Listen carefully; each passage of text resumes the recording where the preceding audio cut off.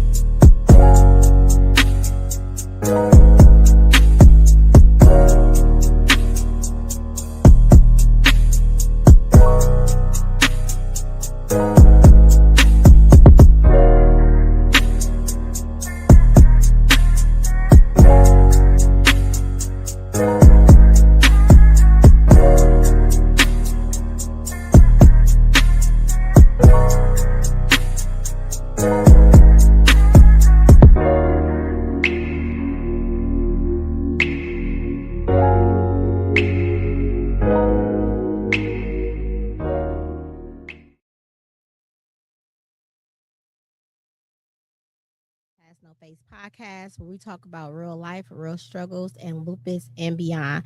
I'm your host, Savannah Burks, and we have our amazing guest here today, Kynyel Pittman. Hello, everyone. We will be discussing what so many families silently struggle in with kids with autoimmune diseases, what affects the education level. So, before we jump all into all of this, and y'all, it off the air, it's just been a lot. It's been a lot behind the scenes today. But no, okay. So before we jump right into this, for people that do not know who you are, can you tell everyone a little bit about yourself? Thank you, Mom, for introducing me. My name is Kynyel Pittman. I am freshly 21, just turned 21. Like about, I would say like 13, 14 hours ago. Still feeling fresh. The feelings are still new and everything. But I have just passed a milestone. I just became a CNA. My mama has been grilling me to become a CNA for years now, and I finally went ahead and got my license, and I work in the hospital now. So now I'm just trying to see what I want to go back to school for, but I think I know now. And I also tutor kids. I do that all year round. My mom has known about this for years now. Future Minds of Tomorrow, guys. Future. So I have socials. My future.millionaire0 is my Instagram, and I also have FMTC LLC. That's my Instagram as well, and I also have a Facebook, Future Minds of Tomorrow, and you can follow me on each of those platforms. I love to help children, and I love to encourage the minds of tomorrow, and that's what I love to do. And correction, I have not been drilling you to be timeout. I have not been drilling you to become a CNA. I've been drilling you saying that you should get into a field no matter what the economy throws at you, you will be able to still thrive. And that's the healthcare field. You can do multiple things in the healthcare field. You're just choosing to take to follow my steps, CNA, nursing, and so on and so forth. So that's the decision that you have made. Okay. I have not been pressuring you. I just told you to get in the healthcare field or engineering, something that will not slow your progress or your funds down if the economy decides to fall. So I'm gonna go ahead and piggyback her. First of all, happy birthday! Thank you. Congratulations on making it to 21 as a black man. Unfortunately, that's a milestone. Woo. Unfortunately, that's a milestone in today's society. But I'm actually proud of you, bro. I've been keeping tabs on you for the last 2 years. You have some days where I be like, bruh, that's all I can say because we on air. You know what I really want to say. Yeah. But for you to be able to go ahead and get your CNAs at the age of 21, piggybacking off your mom, you have already set yourself up for success. If you pay attention to the pandemic, the one career field that was guaranteed to always be needed is the healthcare field. And because you're a CNA, you now set your own precedence of what direction you want to go and how you want to grow. So if you're going to continue to go into school, do that. But before you go back to school, find your direct path. Because at this point in time, you don't have time or money to waste to be taking multiple classes, going down multiple different paths, and changing your mind at the last minute. CNA can be in a hospital. It can be independent. It can literally be, you can go into a completely different direction for what you want to do, but you always have that to fall back on. So please, I'm going to tell you this live on air. Don't become a statistic. No, Don't waste your God-given talent. And believe me, I do not want to hear your mama's mouth because you made bad life choices. Okay? Because I'm going to hear it before you hear it. Then I got to pull you to the side and talk to you like a grown man. Because I ain't got to talk to you like a kid no more. I can talk to you like a grown man now. Yes, sir. All right? Now onward to the show. Today is just, I don't know what's going on with today. But so before we jump back on path, I'm gonna tell you what a lot of people didn't tell me or didn't have the knowledge or whatever. When I was going for school for nursing, I didn't know that there were multiple different departments that you could be in as far as being behind the scenes. When I was going to school for nursing, I thought it was just always a floor nurse. No, you can be an admin nurse, a MSA nurse. You can have your DNP in nursing. It's a lot that you can actually do with nursing. But as you can tell, that once your ears start opening and stay open, you can get the information that you need from me and say I told you so. No, but for real, congratulations and happy birthday. Oh, sorry, to piggyback off her, guys. I originally changed my major from real estate. Oh, sorry. I originally changed my major. Sit back. Y'all gotta let me go. This but is so hard to interview your child. Sit back. I'm Let the mic relax. Okay. I originally changed my major from real estate to RT, but now I want to go to school for nursing because I found a field in the OR room, which is an anesthesiologist.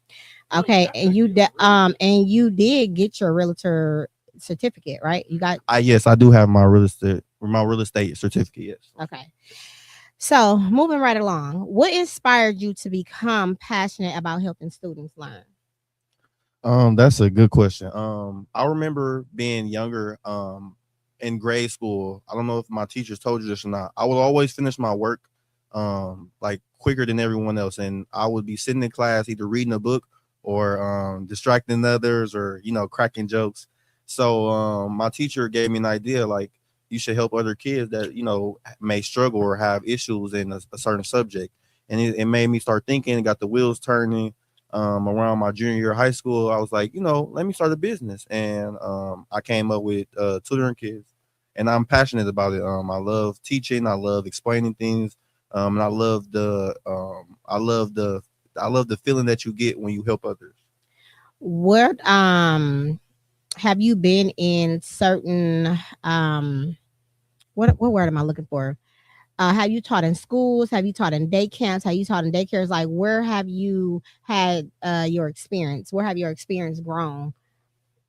I'm gonna shout out my godmama, Next Generation Day Camp.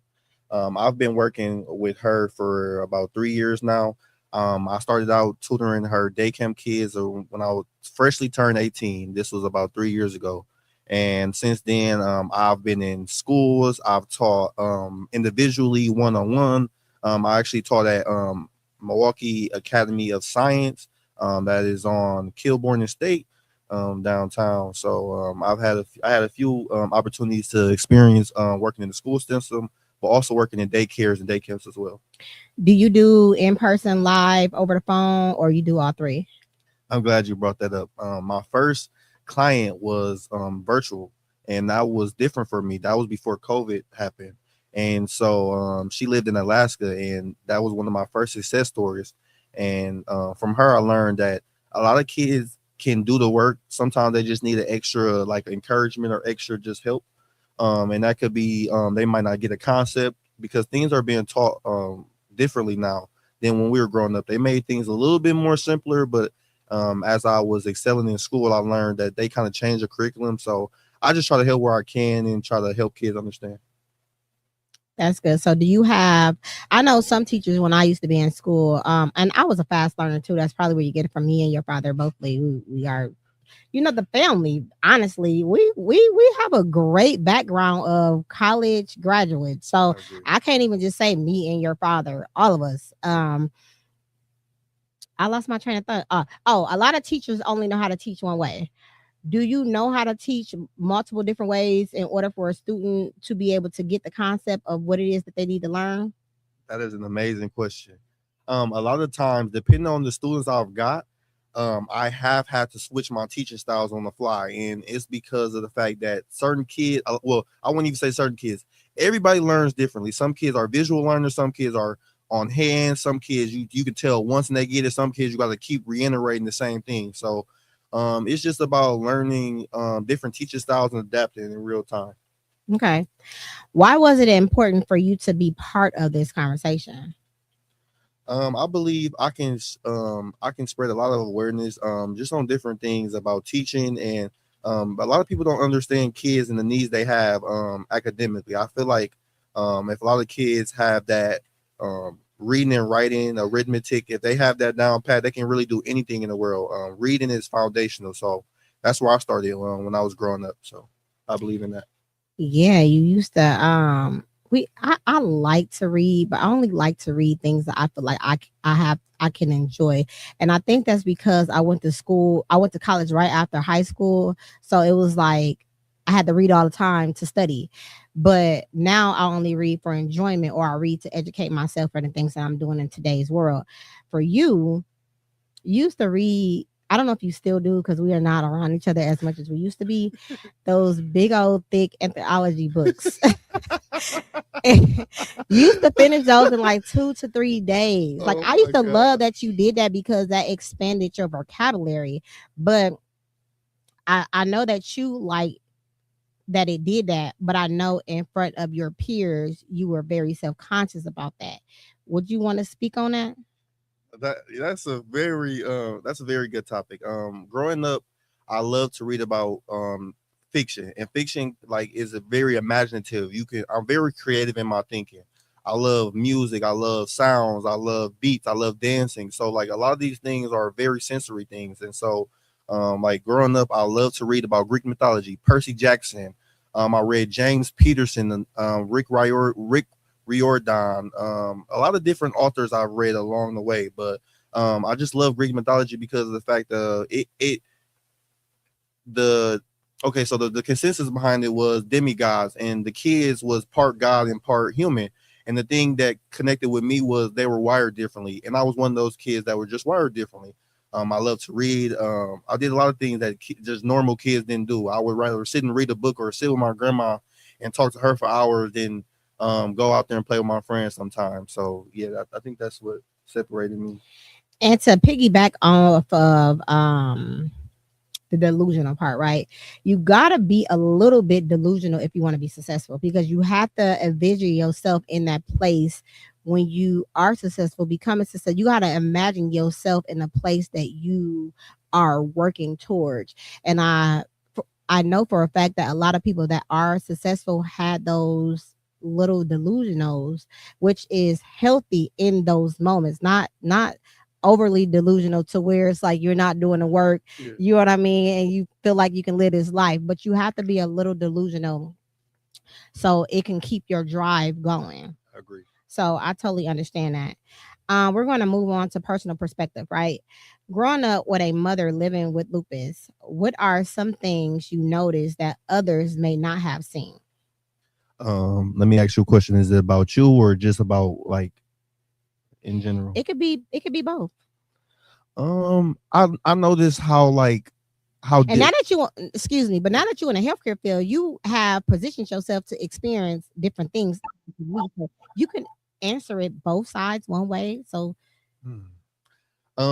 this is a good question. So I'm gonna just go back. I'm gonna go back. So my a lot of my family background is in mental health, nursing, CNA, helping people. That's our consistency. That's what we known for, foundational. Like that's where we start at. And so I feel like me knowing that you were born with an autoimmune disease, it kind of made me perceive things a lot differently, because like you can do the normal tasks that we regularly do, but you still have something that we don't have, and that's something that can harbor you some days. Some days you might not have the energy for some things, and I might not understand that, because I'm like, oh, I'm regular and wow, something wrong with you. But that comes in me knowing you as a person, and me understanding the field I work in now, CNA.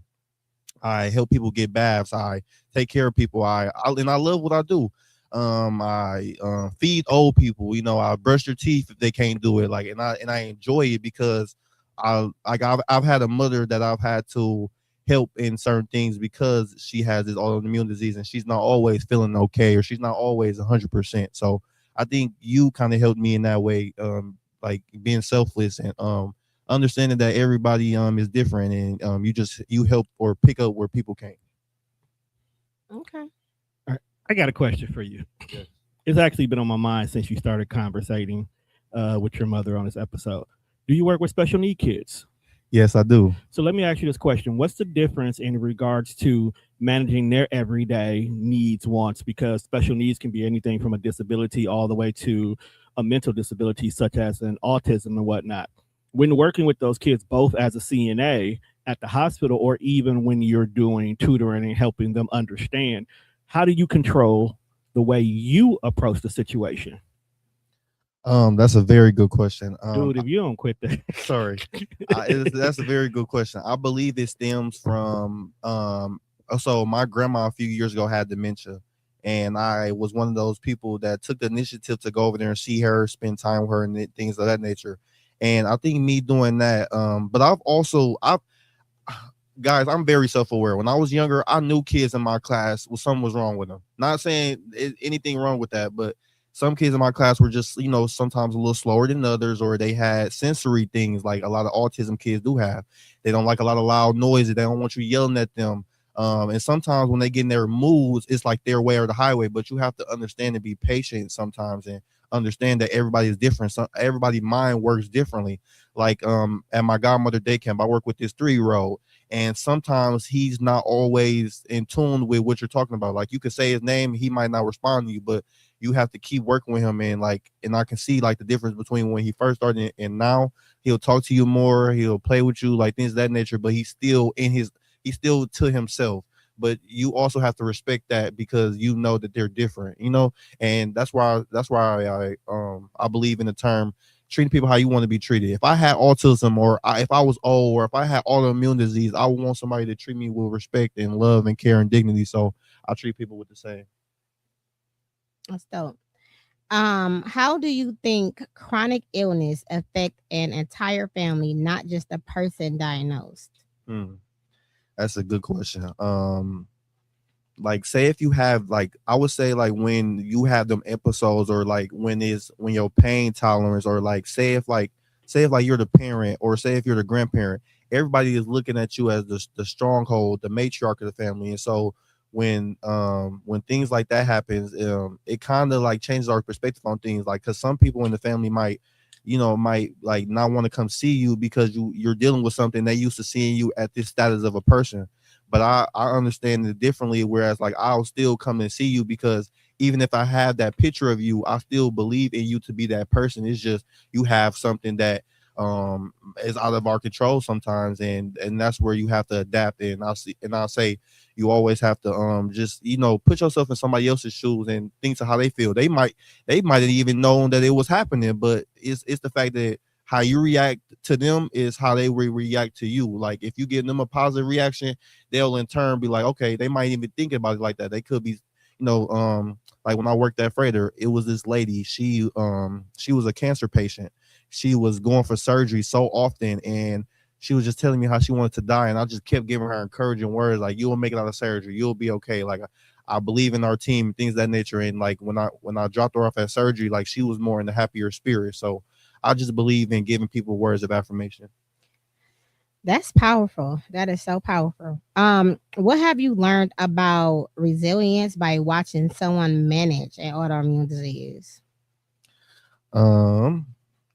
I could say just from experiencing and being raised by you, I would say you still get up and do 10 times the work that I see other people do, and they don't have no autoimmune disease and no problems. And so and that in turn, that speaks to your work ethic. Like you'll not be some days you'll be tired and don't want to do nothing, but you still get up, you still go to work, you still do your daily cares and things of that nature. And a lot of people don't do that. And so the fact that you still have pride in yourself, it shows to your work ethic and how you carry yourself as a person.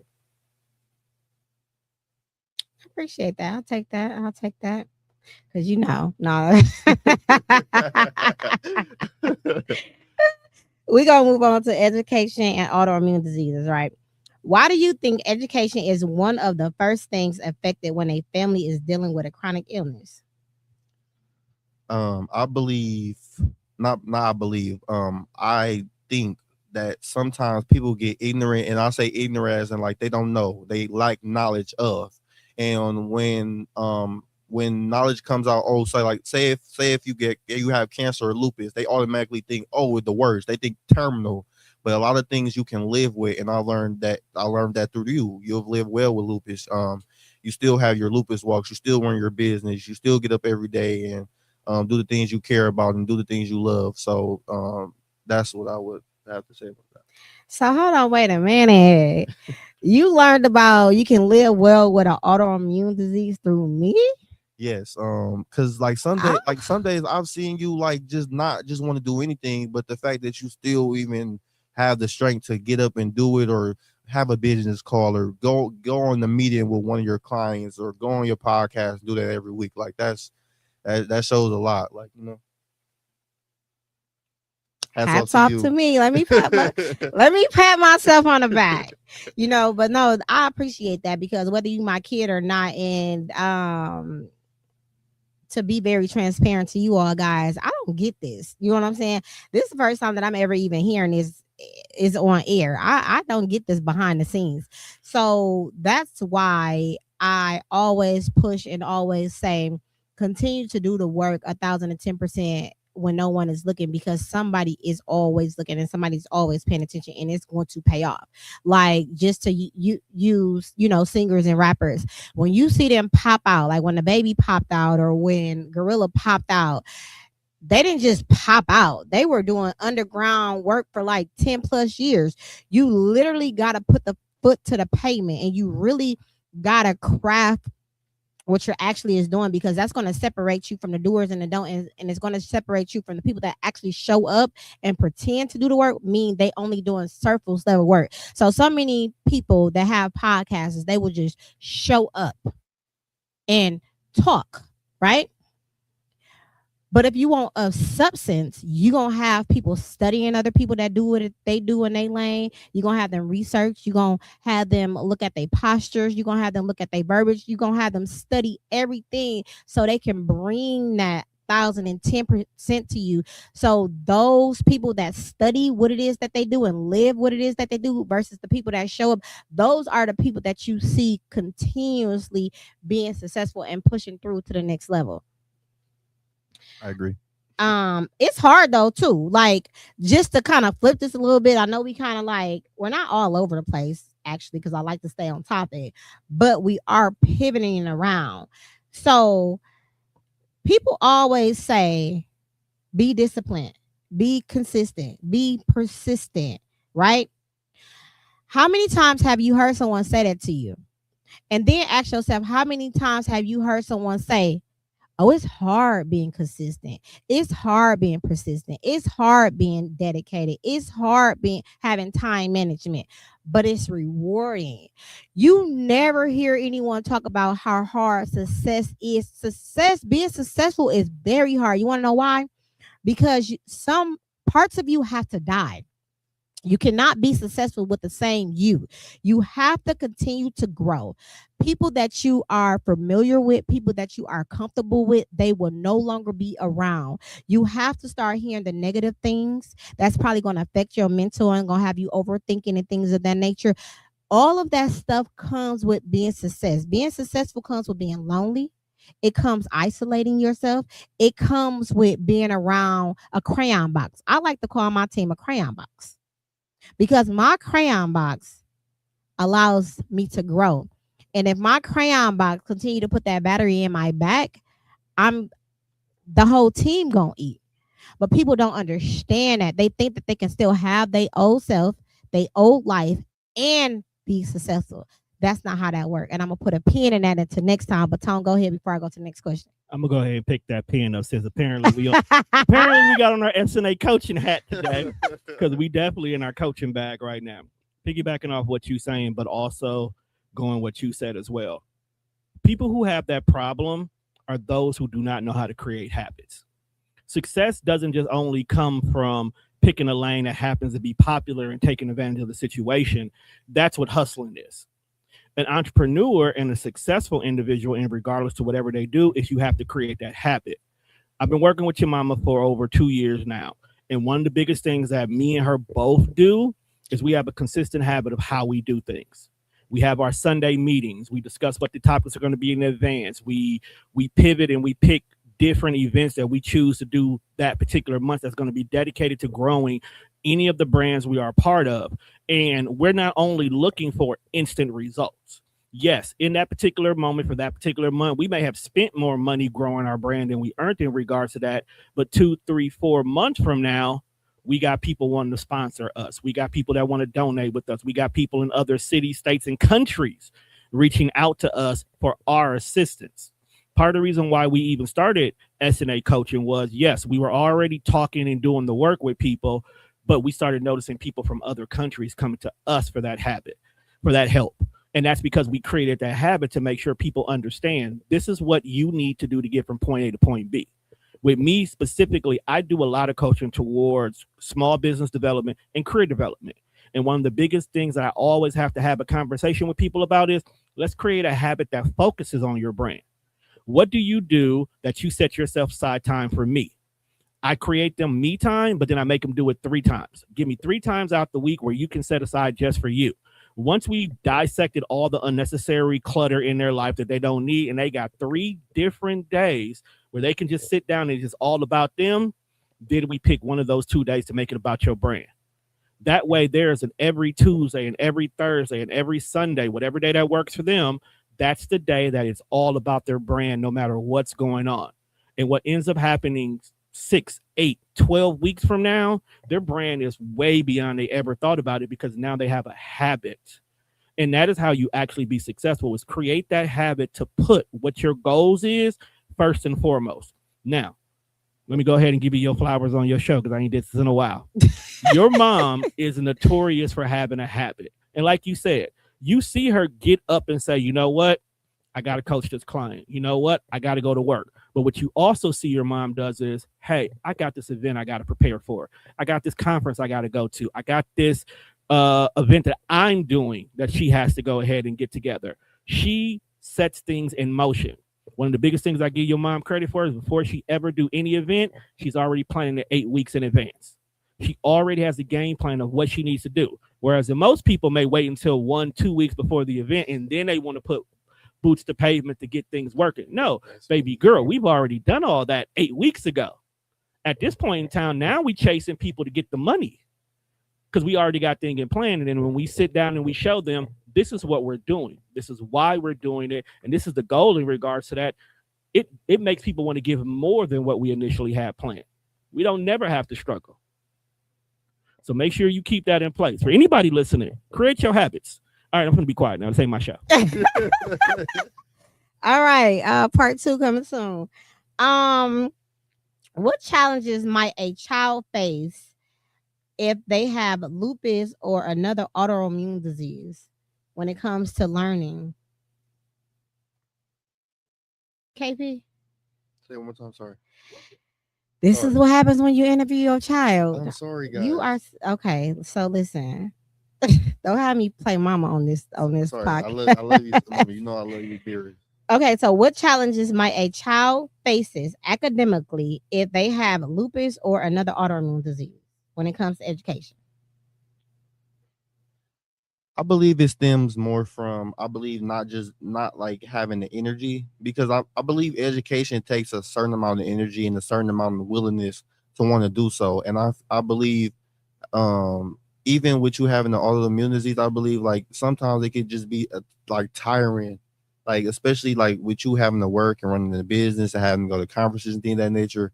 Like depending on your like everyday routine, I feel like education could be a thing that like pulls a lot of energy out of you. So I like you go to school and you went back to school a lot of times that I've known, and you still advocate for just continue with education, continue in learning. and that speaks to your mind and how your mind works. You always want to be on top of things. You always want to know what's going on in the next curve, and that, like I said, that speaks to who you are as a person.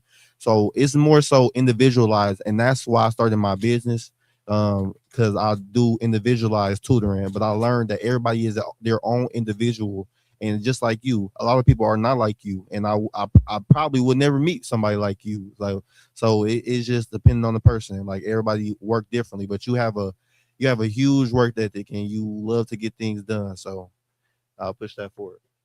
Thank you. Thank you. What challenges can siblings, okay? What challenges can siblings experience when a brother, sister, or parent is chronically ill? And this is still staying on the topic of education, learning.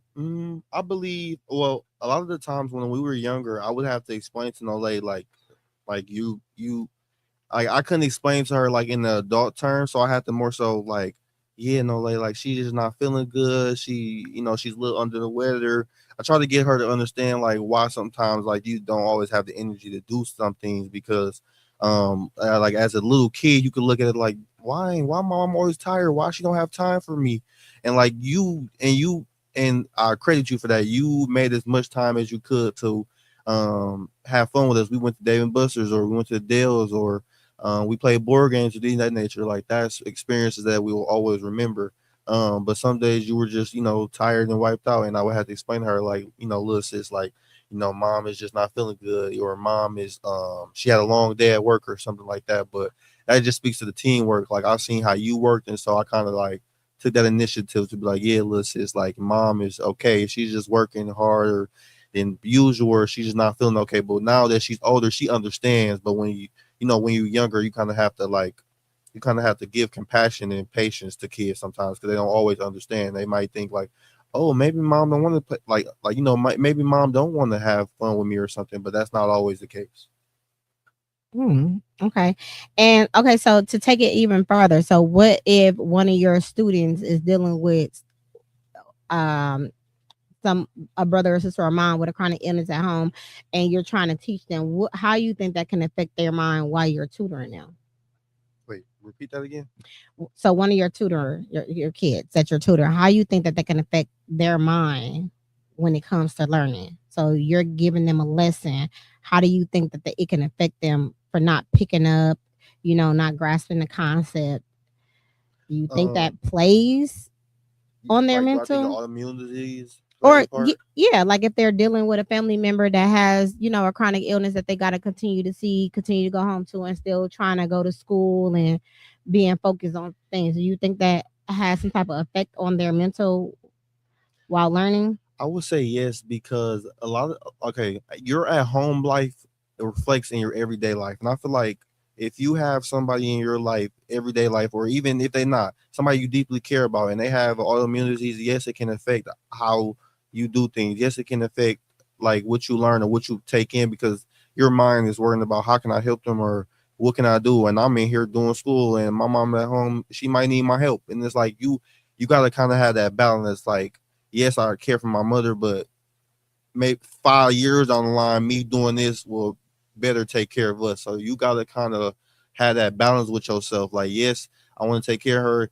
and or well, no, you don't have to pick and choose. But I feel like just having the balance. Like, yeah, I want to take care of her. Yes, I'm thinking about her, but also think about yourself, because you bettering yourself can also raise, your mother or whoever else. Like, you can put them in positions to win and things of that nature. So you just have to have a balance, and being transparent with your family members as well, like letting them know, like, oh yeah, like I'm thinking about you constantly now, and I want to help you, but what I'm doing right now is going to set us up for the future. And just having them conversations, and being confrontational. Being confrontational? Yes, being confrontational, more so like as in like having them uncomfortable conversations with the Oh, people. conversational. I thought Yeah. you said confrontation. I'm like, what? Wait, what? No, yeah, I did mean that, because I'm not one to like confrontation. It's good and bad confrontation. So, like having them conversations where you might have to disagree with somebody and y'all going back and forth, but that's in itself, that's healthy habits to have, because you're not gonna always agree with everyone. You're not gonna always have the same opinion. Yeah. So to add to that, I'm thankful to the higher up most that I had and still have a support system to where y'all didn't feel that way. And if y'all did feel the need to take care of me, it was just on your own mental y'all selves. And I feel for the parents and the children that the parents need actually the children to actually take care of them, because that could take a lot out of your child. You can hinder your child for expecting your child to take care of an adult.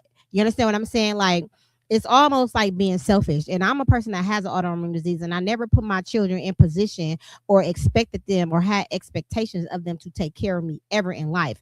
Because at the end of the day, they didn't ask to be born, right? And that's a hard pill to swallow to even ask them to choose. So even when your child feels the need that they have to take care of you, if you haven't even plant that seed in their head, they just see what's going on around them. There should be another adult, if not yourself, to let that kid know, like, listen, you focus on being a kid. Because what happens is if that kid is not focused on, Kynyel, being a kid, then they don't mentally grow up too fast. Okay, so a part of them mentally do grow up too fast, but a part of them is still a child. So they grow up trying to operate in an adult manner, but their brain is still behind because they're not there yet. And we all know that men um progress slower than women. So that's where you have that imbalance at. And that's where you have a lot of kids too actually resenting their parents for putting so much on them. So even if you don't have the help at home, like, you know, your man or your woman or another adult child or whatever the case may be, it's programs out there that can help you come in and help you use your insurance, but never put your kid in position to choose, because you're taking that life away from them, and you're creating chaos actually for the future, for real, because that cause a child to be very emotional, and that pulls a lot of emotional strings from that child. So when they grow up, they can't really differentiate whether, okay, if this person is needing help, whether I should choose them or choosing me. And that child would never sometimes choose themselves. They're going to always choose others, and that child will never actually get ahead. And that's where you see a lot of behaviors and all of that stuff come out. But that's for another topic as well. So, how can Well, tutoring? before you get off that topic, I agree with that because sometimes when I was younger, I would like feel that way more so not on the strength of you, but it would just be like I would want to help you and I would want to pick up where you couldn't sometimes. So I understand that and like just want to help your parents and you because you see your parents as your superheroes and like when you see that's like they're always not the super like part they still can be the hero, but they're not always that super. And so sometimes you just try to pick up where they can. You be their little sidekick, like you be their Robin to their Batman. So That's cute. That's cute. How can tutoring help bridge those educational gaps? So in school there are 20 to 25 kids, sometimes 30.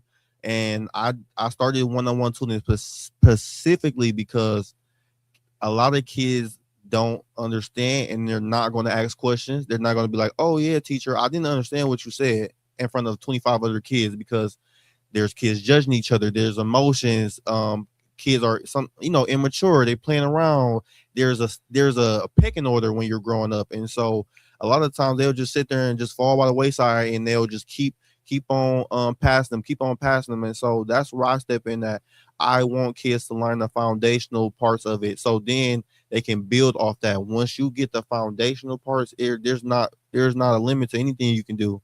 So that's why I literally emphasize like learning how to read, learning how to write. Them are simple tools that you can take throughout life and use it through anywhere. Like if you learn them simple skills, even learn how to do simple math, like you can build off that because every grade level or every tier you raise in life is more like you're going to need more education. You're going to need more vocabulary. You're going to build, but you're going to be building off them foundation. If you don't have that foundation, then what are you building off of?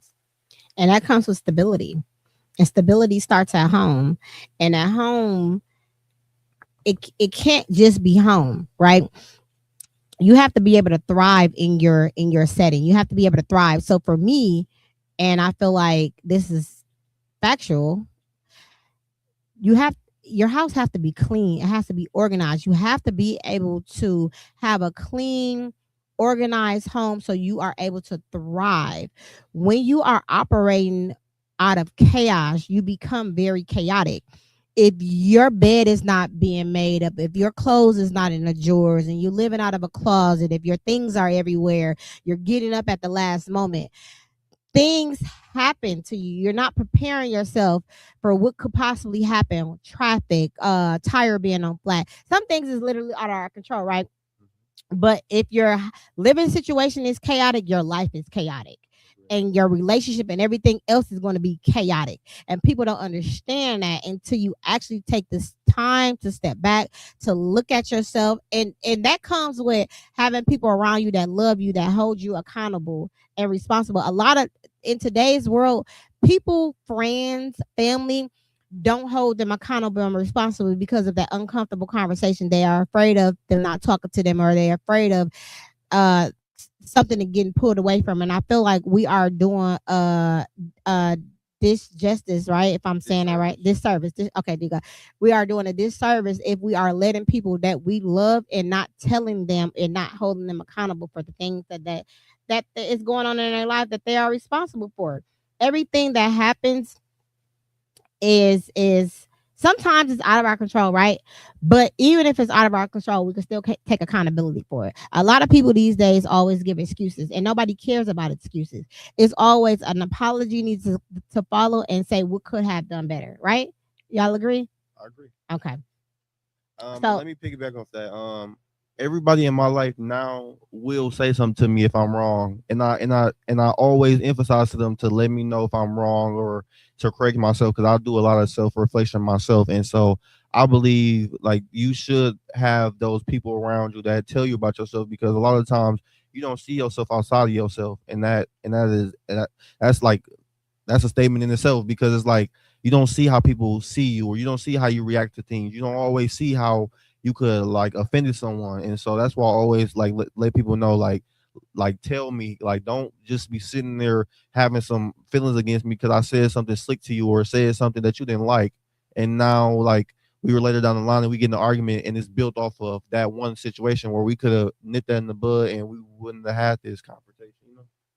And all of that comes with growth. When people are holding you accountable and responsible for your actions, because truth be told, how you treat somebody is how you think about yourself, and vice versa, right? So if your team is just a yes team, how can you know where you can grow at? How can you know where you're weak or where your strength is at? Your team need to be able to tell you, even though you are running it, your team need to be able to tell you, like, I want my team to be like, Van, no, this is not good. We shouldn't take this meeting. This speech is not okay. Like, I may feel some type of way because it's me, but at the end of the day, am I going to listen to my team? I'm going to listen to my team because I trust my team, because that's why I have them around. It's not healthy to always to be a yes person. So we're going to move on to school and teachers, right? What do you wish more teachers understood? Ooh, Lord Jesus. I can't. Okay, so what do you wish more teachers understood about students living with chronic illnesses? Say that one time. Let me play mama for a second.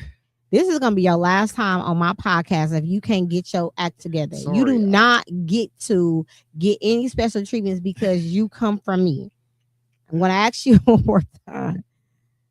And I understand this is his birthday, but at the end of the day, we working right now. So, listen. That's true. Hello. Yes. What do you wish more teachers understood about students living with chronic illnesses? It ain't something I wish they would know. I wish they would just like a lot of teachers I know, they don't have that compassion part and that empathetic part, and that's the part that a lot of people are missing today.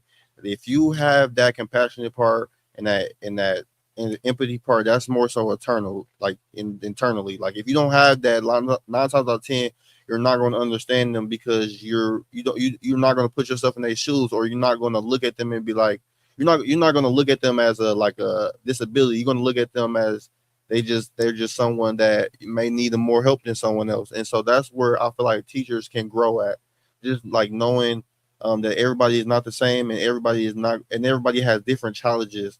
And I feel like they should understand and then be able to adapt to them certain challenges. But that is another thing in itself. Teachers get underpaid, so I can see why they don't, but I feel like they should, even if they do get underpaid. Because me personally, I've volunteered and I've done things for free, and I still got a good outcome because of it. God gonna bless you anyway. So This is a topic within itself, but I was a teacher for a year. I'm not gonna say the school, but I taught on the South Side, and what I can say is things. This is the thing. What you don't know is what you don't know, and it's sad to say that there is a lot of things that is available to people that have autoimmune diseases, but because people are hired and they go through the hiring process, they don't take out the time to look in their book and see what's all available and things of that nature. They just got a job, so they coming in. Those are the people that are just showing up.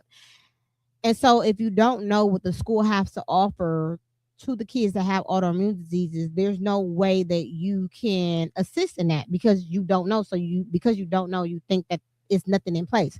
But see, I challenge people because I'm a person that has an autoimmune disease. So when was in college and school, it was a lot of things in place for me so I can graduate on time and I had homeschool, all types of things because I had advocate. It was advocates for me. You understand what I'm saying? But if you have a parent that don't know and you're newly diagnosed and a teacher don't know, you have to be comfortable enough and vulnerable enough to express your feelings and articulate to the best of your knowledge so somebody can help you, and never give up, because I promise you there are things in place for people that have autoimmune disease for them to succeed in life.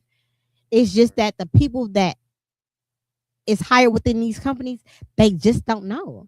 So it's not out there, which is crazy to me. How can schools become more supportive instead of simply focus on attendance? Um, that's a good question. I feel like a lot of schools.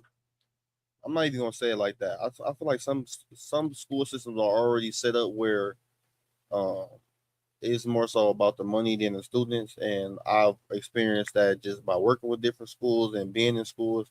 And so I feel like it needs to be more of like go back to the drawing board and let's figure out what is our goals, what are our morals, because I feel like there's not no morals going on. I feel like it's more so everything is more so for money now. I feel like nothing is more so for the person or purposeful. Like everything is intentionally about a dollar sign. Nothing is about like the person. They don't. I feel like they just don't care, and that is that, and it just shows in the kids that growing up now. Um, like you can just see. Like I work with kids 24/7, and I just see like the unmotivation to do work, and that's because the school system are not putting in place things to help kids.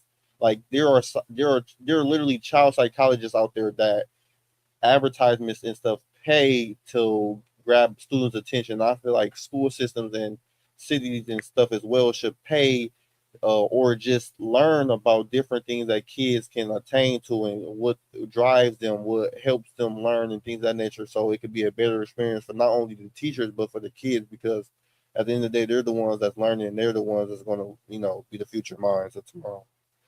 And I can contest to that too. Like, not even speaking of somebody with autoimmune disease, but people that have a learning disability. I experienced while being a teacher that the kids need to be able to come to school to even get accepted for an IEP.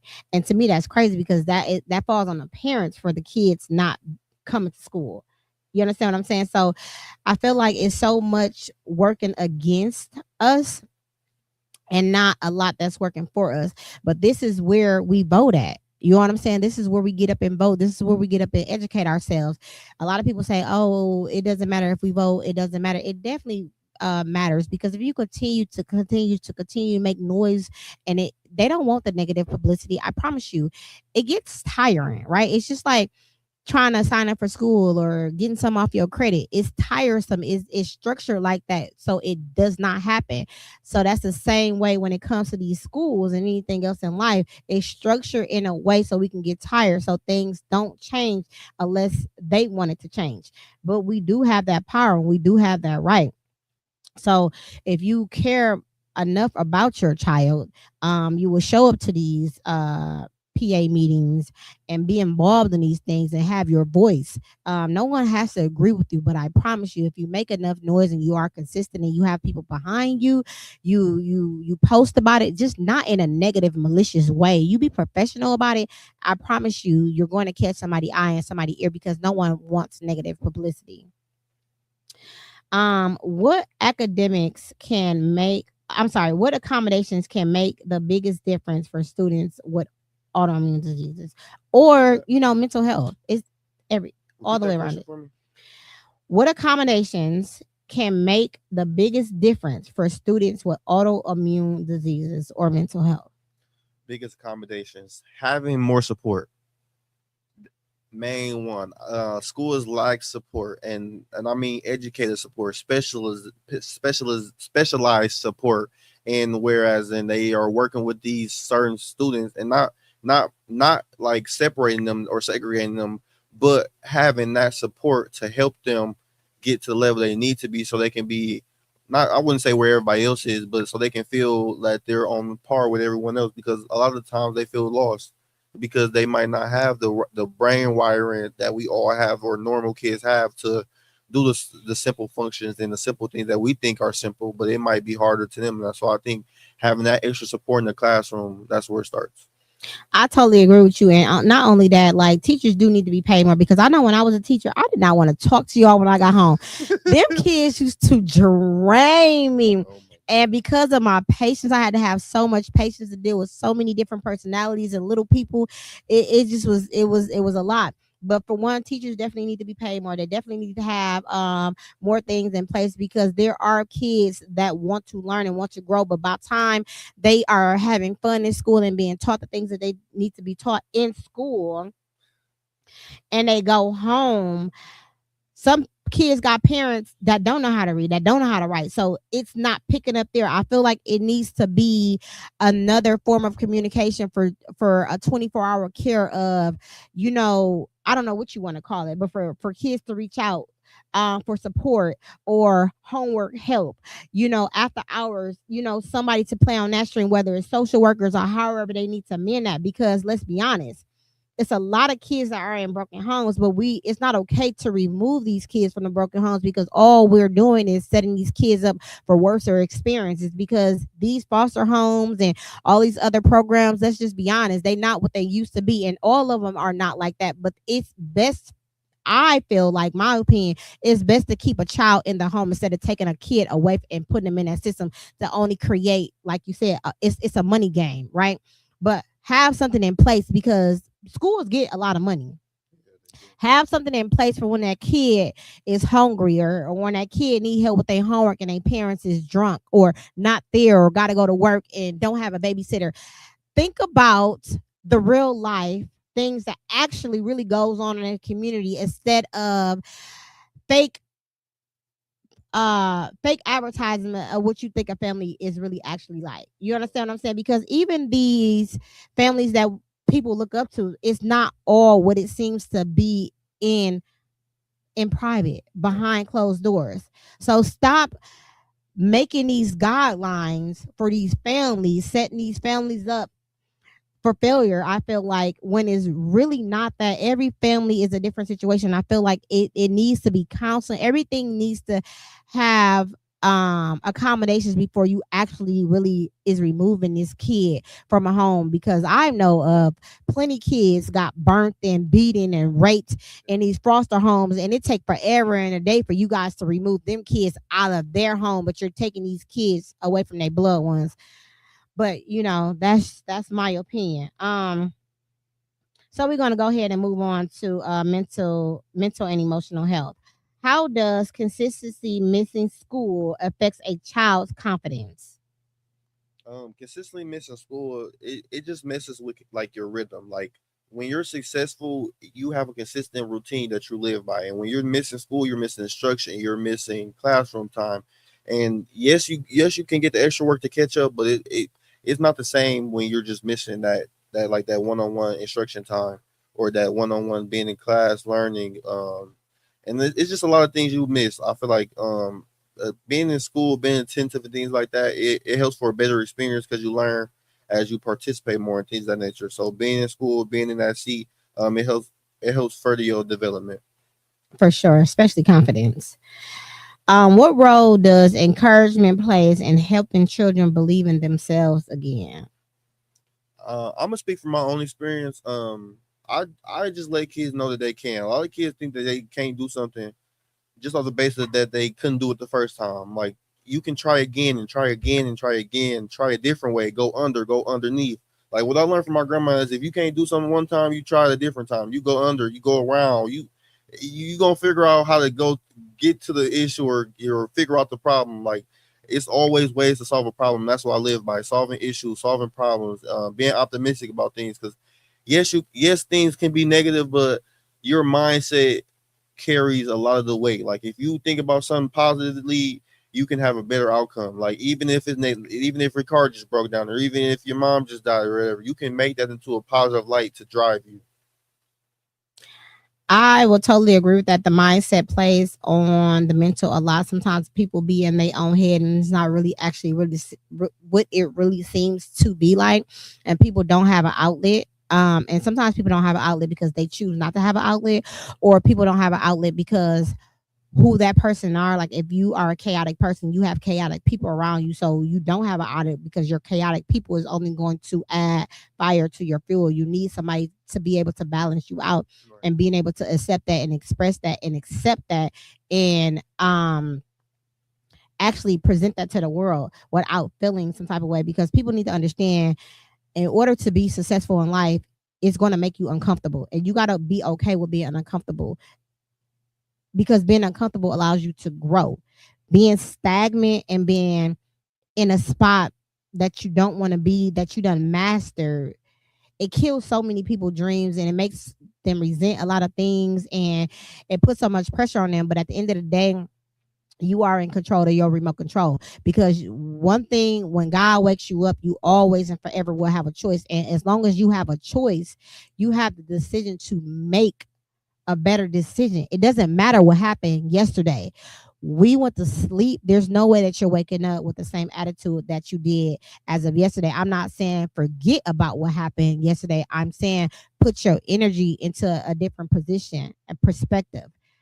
Do something different. And sometimes doing something different changes you, but it changes you, and it's supposed to change you for the better you. And when it changes you for the better you, guess what happens? People that have been comfortable with the negative you, the giving you, the whatever you, it puts sour taste in their mouth, so that they don't like it. But it's not about them, it's about you elevating, and you're going to find your tribe once you decide to live in your truth. But a lot of people get so stagnant, and they live life wishing coulda woulda, because they didn't take that leap, because they were so concerned about what everybody else has thought.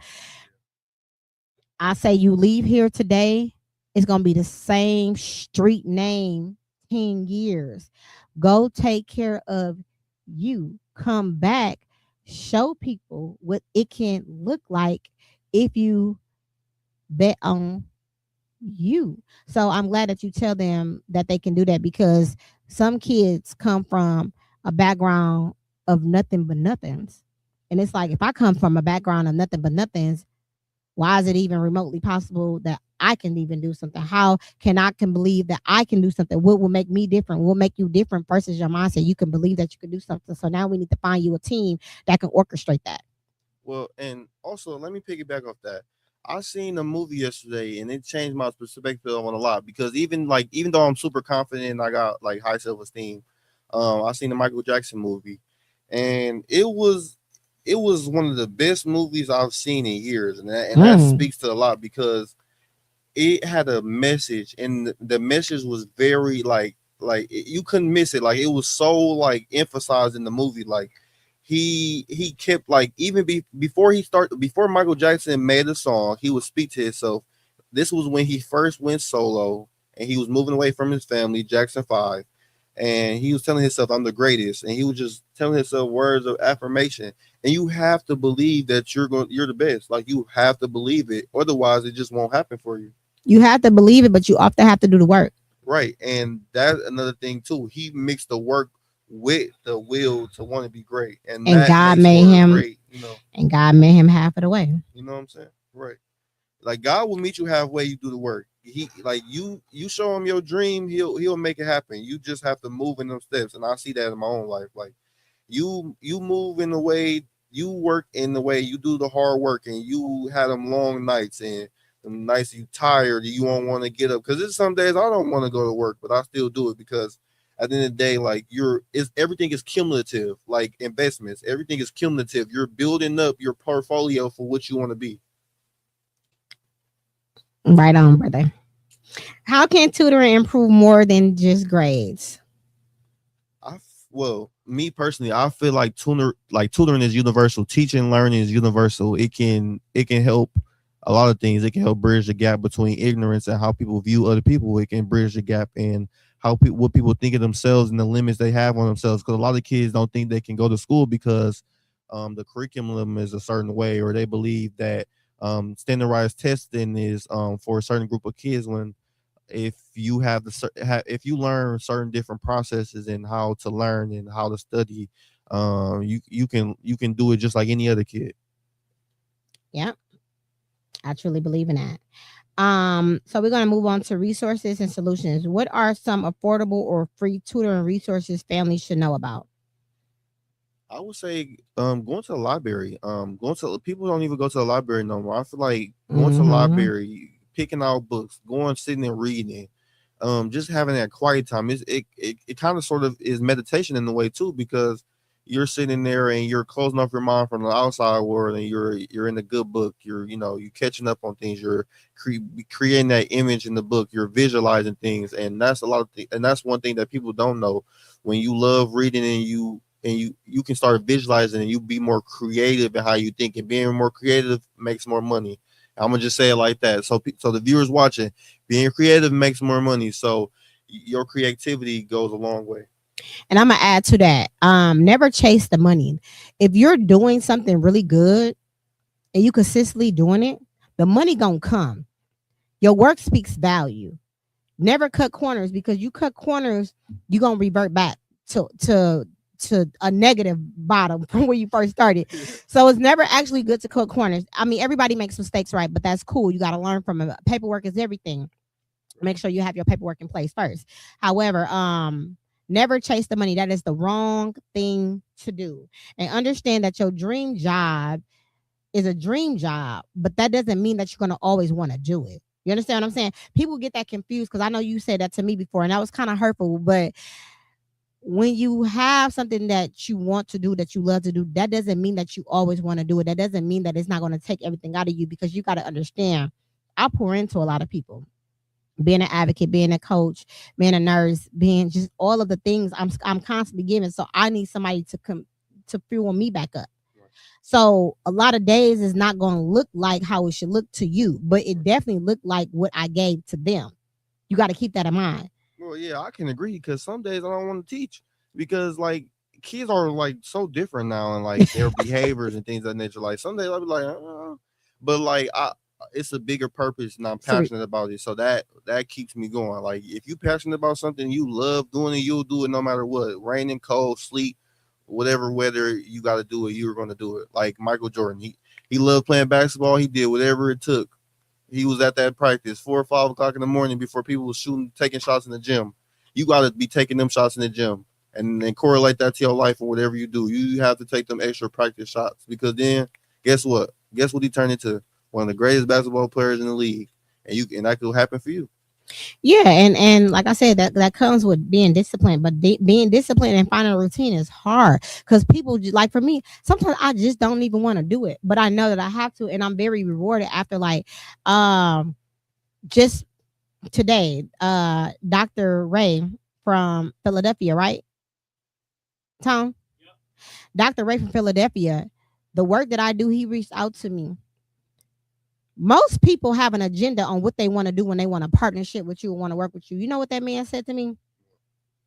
I want to do whatever. He don't know. He just want to do whatever to be a part of Lupus Has No Face. And that speaks value. And that's what keep me going.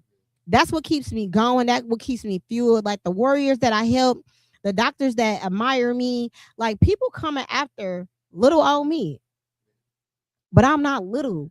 I'm making big noise. Like I am so proud of myself, but I didn't do this alone.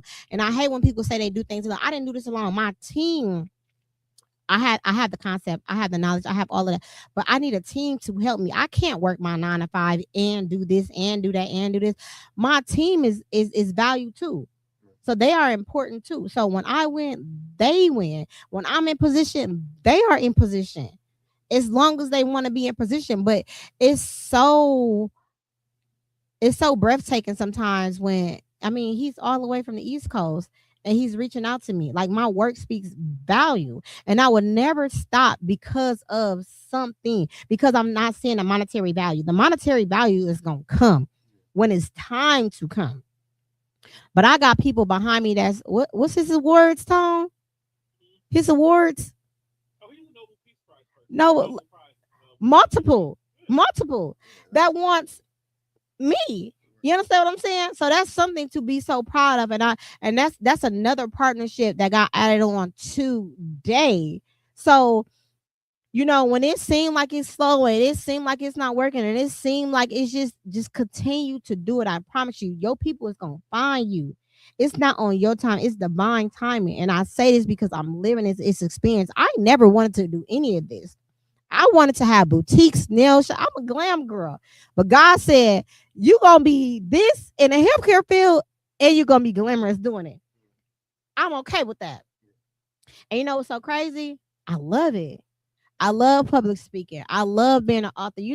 Some of the people that not wrote my book, some of the people that read my book, they want a series of books. I have requests that I'm just like, dang, whoever thought the book that I was going to write was not this book. That book got put on hold. This book that I put out, that's nationwide, Amazon, everywhere, that can be purchased on, Amazon or www.lupus.com. They want a series of these books. Like, this is requested. You know how that made me feel? But I know when I put my work into it, I'm giving it 1,010%. I'm calling him late nights. I'm texting, I'm emailing, I'm comparing. I'm looking at people that won these prizes, seeing what theirs is like. I'm looking at everything. I don't just, and I go with it. Whether it's a flop or not, but I go with what my heart desires and I don't listen to nobody else. Like God living well with Lupus. Nobody, you know what I'm saying? Like some people that's not a part of my lifestyle would be like, why would you be writing that? Well, look at what it's doing. You understand what I'm saying? So you really got to use your own discernment when it comes to a lot of things. If you could design the perfect educational support system for autoimmune families, what would it look like?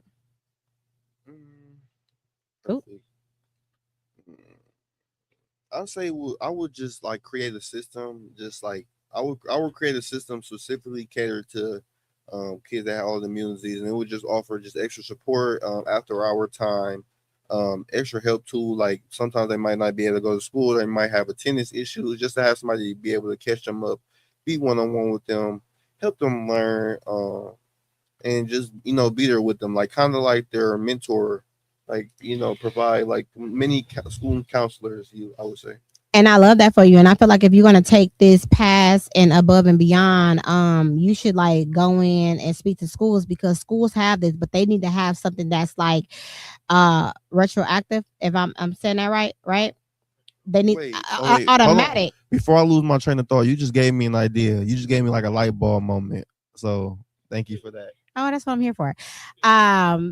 It should be automatic. So when kids, they should know the kids that have autoimmune diseases. And when these kids are getting sick, they should have packages already ready. They shouldn't make it so hard for the parents to run here, run there, do this, do that. It should make it so easy because the parents, the family is already going through stress. Schools should make it easy, not difficult. And a lot of these systems are very difficult for parents to obtain a lot of stuff when you got to be in a hospital with your child and you still got to go to work to pay these bills and you got to do this, you got to do it. It should be something that's automatically sent, get the doctor's signature, and we good. But it's not like that. That's too much like right.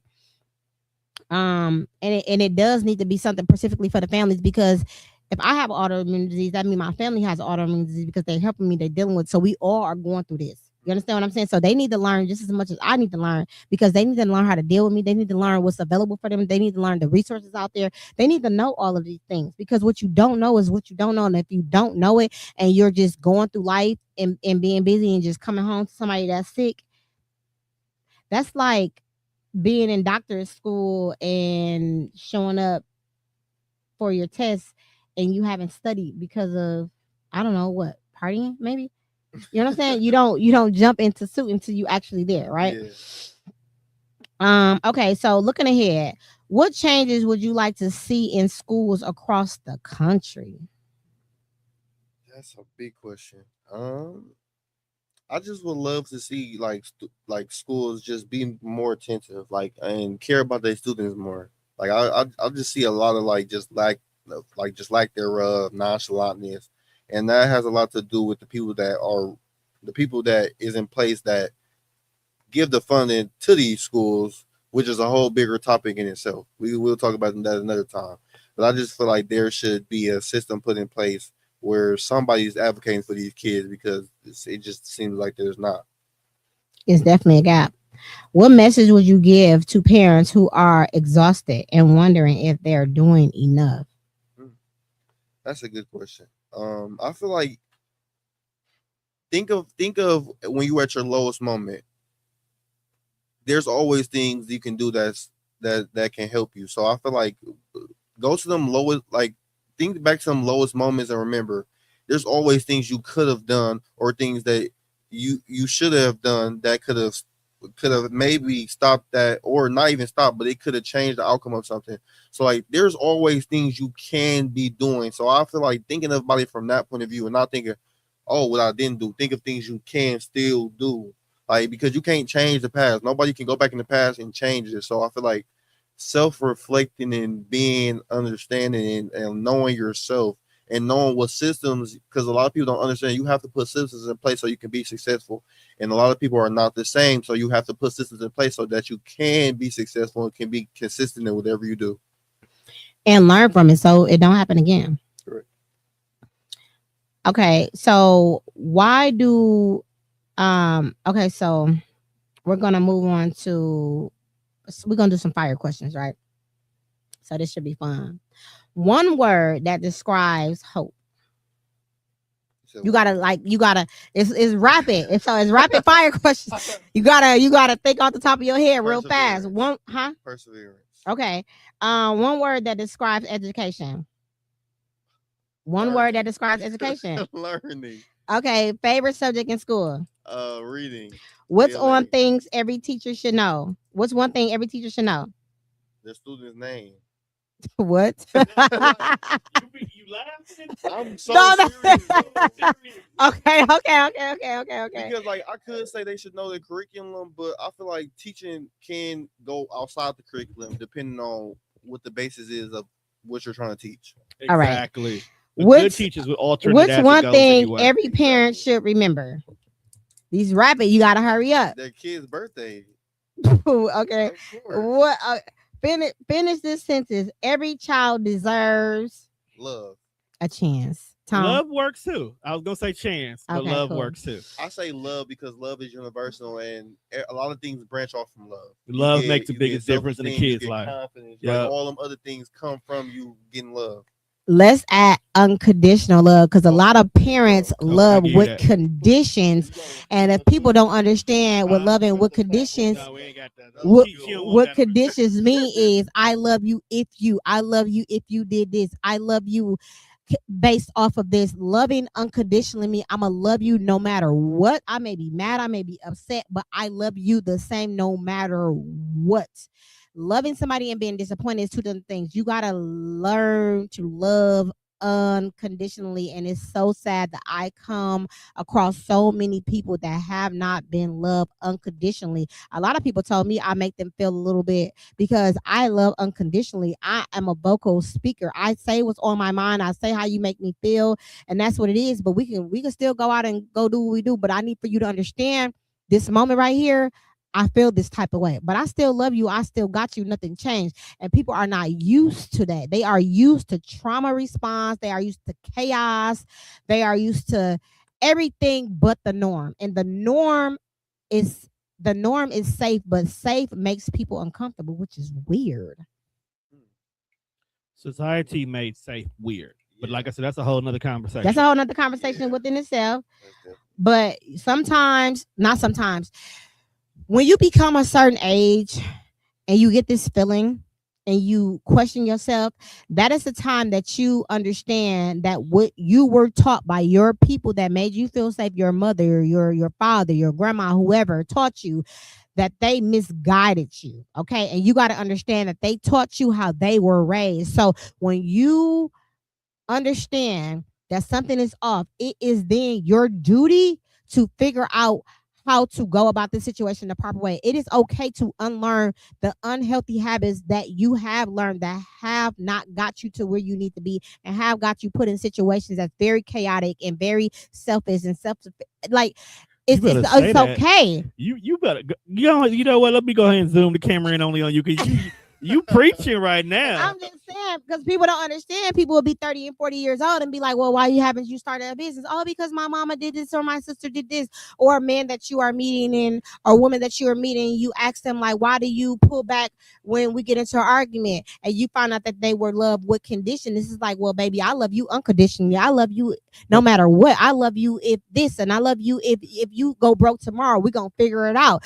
But they're not used to that. They make them feel scared. So loving somebody the proper way makes people feel scared, and that is so crazy and chaotic to me. Like, I have a whole bunch of people I know, and a whole bunch of people I know, even professionals to mediocre people, have not understood what unconditional safe love feel like. Oh, okay. I'm gonna piggyback on. I wasn't gonna talk no more, but you went down this road, and I'm like, I'm here now.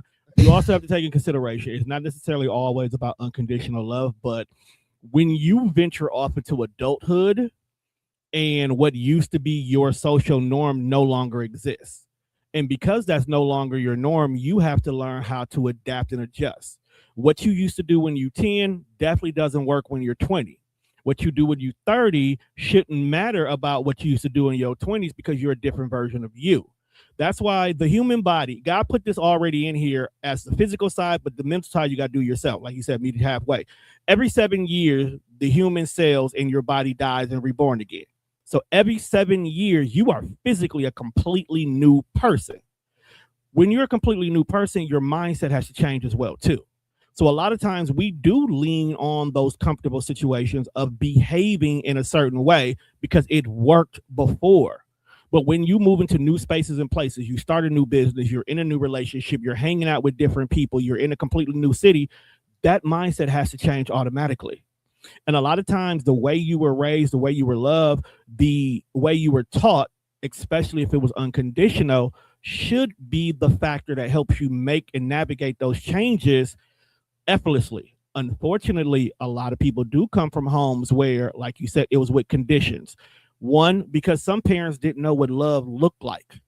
A lot of us grew up in households where buying your kids things was the way the parents showed love. But you may be a kid who, I needed you to tell me, hey, I'm proud of that A you got on that exam that day. Hey, I know you didn't get in the game, but I see how hard you've been working even to be on the team to begin with. Those little moments of I see you and I'm proud of you can hit so much deeper. And piggybacking on what he said about the kids with that question, a lot of kids don't get that. We live in a generation now where parents have to work. So they're spending time with individuals who are trying to learn how to navigate life the exact same way you do. Your best friends who are learning how to make the same mistakes you are starting to be your role models and your influences. So now you're going down paths and avenues that you should not be going down at all. But unfortunately, they may not have someone in their corner to tell them what you're doing is wrong. But luckily, in this scenario, you do. But Son. not even So- just that, I would say like I had grandparents in my life, and a lot of these kids don't have their grandparents either. Like, Oh, that's a whole a lot nother of these conversation. grandparents is, man, they want to be young and want to be turned. So that Because a lot of these grandparents are young. A lot of these grandparents are turned. that I got too. people who I went to high school right now who are on their second, third grandchild. And I'm not judging them because I had my kids late, but you're still trying to go out to Mr. B's and see, you know, Cardi B when she come through or whatnot. Ain't nothing wrong with that, but because your mentality isn't my grandbaby needs me. I grew up in a household where if my mom had to go to work, I'm over by my grandma's house. My girls go by their grandparents' house more than they home with me or they mom. And it's not that we don't appreciate that, but they need that. That builds community, that builds learning. Their grandparents will show them something that we didn't see. So when they come back home and granddad was talking about what went down in Chicago, granddad's just telling his story from his experience. I said, okay, now let's unpack what you learned from granddad. That's where that village becomes very important. And a lot of kids don't have that village anymore. Yeah, and just to, you know, sum this all up, I'm thankful for the people that I have children with because they're very family oriented. You know what I'm saying? I'm not saying that everything is perfect, but it's intertwined. It's intertwined. My son go over there, my daughter go over here. Everybody is accepting towards everybody. And I can't say that I raised my child all by myself. Like, I was never an absent parent, but since he was the first of everything, it was a lot of hands in a pot. Grandma 1, grandma 2, the great grandma, like everybody. He never went without. So his story can never be, oh, I didn't have anybody. No, he had everybody. Overwhelmingly have everybody. So, you know, sometimes showing a kid too much love can be an issue as well too. It's them if you do, them if you don't, right? But at the end of the day, you have to let a child kind of like go and fence for themselves.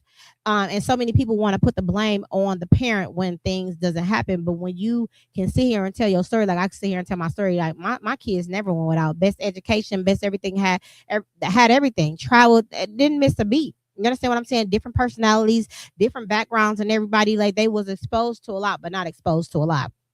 And I feel like a lot of these days, a lot of parents overly express and overly tell their children what they went through or what happened at their age. I feel like to me, in my opinion, I share things with my kids as they get older because I don't never want my kids. My thing is, I don't ever want to tell my kids a story of me while they're still growing and think, oh, my mama coming out successful, maybe I can do the same things. Well, no, you can't, because times has changed. A lot of things have changed. You are not me, I am not you. You know what I'm saying? Like, it doesn't go in that order. Unless you did the exact same thing and grew up in the exact same area, you're not getting away with the exact same thing that you understand what I'm saying, what I did. So parents try to be they kids' friends, and I always tell my kids, I am not your friend. Like, I'm there, I'm gonna ride here, I'm gonna do whatever, we're gonna have fun, but I'm not your friend at the end of the day. Like, I'm on tail when it's time to be on tail. You know what I'm saying? So even when it comes to, you know, people trusting in themselves, like how you were saying, Tone, and unfortunately, like, people grew up in these type of households, but at the end of the day, you have a choice. And I always tell people, like, yeah, you may got beaten, you may grow up without, you made this, you made that, but that is not who you are today. All that adds to your personality, your character, and everything else. It builds a stronger you. Don't use that in a defense, in a negative way, as to why you operate with people the way that you operate with people. No, because that could be very unhealthy. Look at what you went through and make a great life out of yourself. Don't operate out of bitterness and negativity. You understand what I'm saying? Because a lot of these parents from back in the day use their children, and a lot of their children of my age take care of their parents. And I'm not saying that you should not take care of your parents. What I'm saying is, you shouldn't take care of your parents in the magnitude of your parents should taking care of you, if that makes sense. You don't owe your parents anything. They had us. Now, it's a difference if you made it and, you know, they need help and stuff like that. You're supposed to be there for them. But if it's a lot of manipulative parents back in the day that want you to take care of them, but they don't give you anything. That's not how that works. And a lot of people are stuck in their mind, oh, that's my mom and that's my dad. Well, no, it doesn't work like that. So when somebody like me coming in, being very transparent as I am, it made them feel very uncomfortable because it's like, it's my mom. Well, your mom is manipulating you. Your mom is taking advantage of you. Your dad is only utilizing you for what he utilizing you for. He doesn't look at you as his son. He's going to say that to get what it is that he wants. And here you go, you're buying love, you're chasing love because your parents was never actually really there, and you're in a position to give. That doesn't, you understand what I'm saying, Tom? That can be a very I know what you're unhealthy. talking about. That can be a very unhealthy dynamics, and people feel like because you carry these titles, I'm supposed to forever be loyal to you. That's not how that works. That's not how that works at all. And it's sad because a lot of people lose their way and lose themselves because they tried so hard with their parents and things that they did not have growing up. They tried to make up time. And one thing you can never do is get back time. You can never, ever get back time. What you can do is choose to stop, heal, accept everything that happens for you, and make a great life for you and your kids if you choose to have, if you have kids on this earth, and change the dynamics and the cycle of things that's going on. Because what happens is you only creating the same path that they created for you, and it's going to be a vicious cycle till you get old. You know what I'm saying? You're trading off to your kids. So you're only creating more chaos in your life rather than in your mind. You think, oh, that's my mom, that's my dad, I'm going.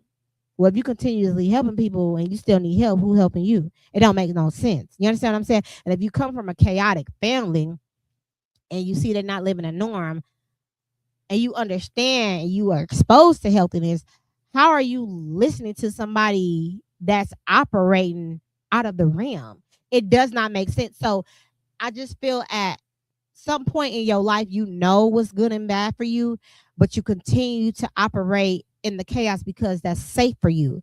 But if you understand that it's safe for you, that cause delays and you will not grow ever, you're going to continue this cycle until you choose to break those chains, because you don't owe anybody anything that made you or that caused you that pain when you were coming up. It's okay to depart from people that you heal from. If those people who know me and they know my story, and we talked about this before, I understand completely what you're coming from, because that was a situation in nature when it came to me and my mom's. Y'all go listen to old episodes of where I come from if you want to know that story. I ain't gonna talk about that here. But the only thing I want to say to piggyback on that, so for those individuals who have now hit that wall where you're asking yourself, do I still want to handle this?